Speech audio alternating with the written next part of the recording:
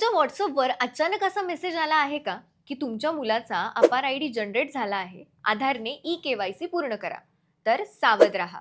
हा सध्या सुरू असलेला धोकादायक स्कॅम आहे. अनेक पालकांनी अपार आयडीसाठी अर्जच केलेला नसतानाही असे मेसेज येत आहेत. या मेसेजमध्ये दिलेली भाषा अगदी सरकारी वाटते. त्यामुळे लोक विश्वास ठेवतात. पण याच ठिकाणी फसवणूक होते. लिंकवर क्लिक केल्यावर आधार तपशील, ओ-टी-पी किंवा ई-के-वाय-सी मागितली जाते आणि काही मिनिटात बँक खात्यावर घाला येऊ शकतो. लक्षात ठेवा, सरकार कधीही व्हॉट्सअपवरून आधार किंवा ई-के-वाय-सी मागत नाही. अशा अज्ञात नंबरवरून आलेल्या मेसेजवर विश्वास ठेवू नका. कोणतीही लिंक उघडू नका. अपार आयडी बद्दल खात्री करायची असेल तर थेट डिजी लॉकर ॲप किंवा मग शाळेकडून माहिती घ्या. सतर्क राहा, कारण थोडीशी चूक मोठं आर्थिक नुकसान करू शकते आणि एका मिनिटात बँक खातं रिकामं होऊ शकतं. त्यामुळे सावध राहा आणि अशाच महत्त्वपूर्ण अपडेट्ससाठी त्याचं काय महाराष्ट्राला Instagramवर फॉलो आणि YouTubeवर सबस्क्राईब करायला विसरू नका.